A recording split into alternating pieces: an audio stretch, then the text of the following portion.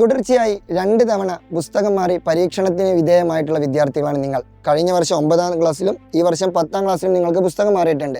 പുസ്തകം മാറി, സിലബസ് മാറി, ഒരുപാട് കണ്ടന്റ് പഠിക്കാനുണ്ട്. ഇതൊക്കെ കേട്ട് നിങ്ങൾക്ക് തന്നെ വെറുത്തു പോയിട്ടുണ്ടാവും. പക്ഷേ അതിൽ കൂടുതൽ ചിന്തിച്ചിരുന്നുകൊണ്ടൊന്നും കാര്യമില്ല. നമ്മൾ എന്ത് ചെയ്യണം? നമ്മൾ എന്തായാലും പഠിക്കണം. കാരണം എല്ലാ സിലബസും എല്ലാ കണ്ടന്റൊക്കെ നമ്മൾ പഠിക്കേണ്ടതാണ്. അതൊരു നഗ്നമായ യാഥാർത്ഥ്യമാണ്. അത് നമ്മൾ അംഗീകരിക്കാൻ വേണം. നമ്മൾക്ക് പഠിച്ചു തുടങ്ങാം. നോ ടെൻഷൻ, ഒരു പേടിയും പേടിക്കേണ്ട. സൈലം കൂടെയുണ്ട്. അപ്പോൾ എനിക്ക് പറയാനുള്ളത് എന്താണെന്ന് ചോദിച്ചാൽ, ഇത് ഒരുപാട് പിള്ളേർ എന്ത് ചെയ്തിട്ടുണ്ട്? ഇപ്പോൾ സൈലത്തിൻ്റെ അസ്ത്ര ബാച്ചിൽ ജോയിൻ ചെയ്തിട്ടുണ്ട്.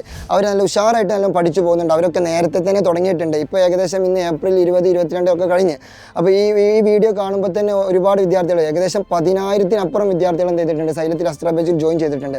അപ്പോൾ സ്വാഭാവികമായിട്ടും അവരൊക്കെ പഠിച്ച് നല്ല മുന്നോട്ട് പോയിട്ടുണ്ട്. അപ്പോൾ നിങ്ങളും എന്ത് ചെയ്യണം? ഇതേ രീതിയിൽ അവരുടെ ഒപ്പം എന്ത് ചെയ്യണം? ഓടിയെത്തണം. അല്ലെങ്കിൽ അവരെക്കാൾ മുന്നിൽ നിങ്ങൾ ഓടിയെത്തണം.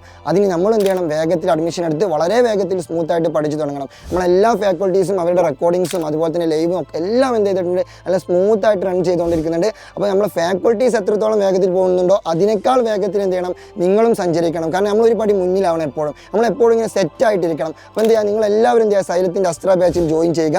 പിന്നെ മറ്റൊരു കാര്യം, ഞാൻ തരുന്ന ഗ്യാരണ്ടി എന്താണെന്ന് ചോദിച്ചാൽ, അസ്ത്ര ബാച്ചിൽ ജോയിൻ ചെയ്താൽ നിങ്ങൾക്ക് ഒരിക്കലും നഷ്ടം ഉണ്ടാവില്ല മക്കളെ. 150% ഞാൻ ഗ്യാരണ്ടി തരുന്നു. നിങ്ങൾക്ക് പൂർണ്ണമായ ലാഭം മാത്രം. ഞാൻ വെറുതെ തള്ളി മറിക്കുന്നില്ല.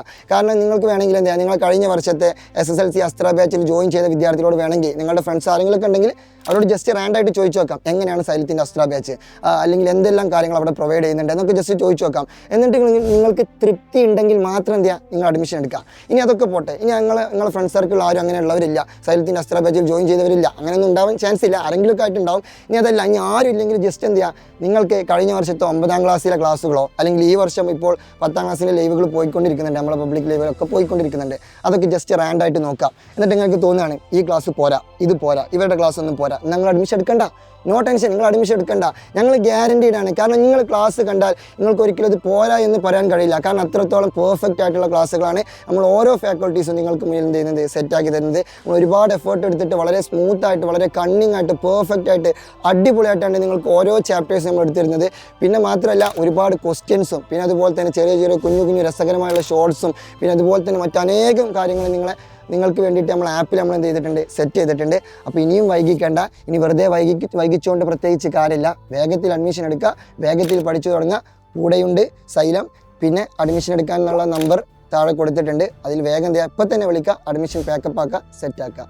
Good bye, C you soon.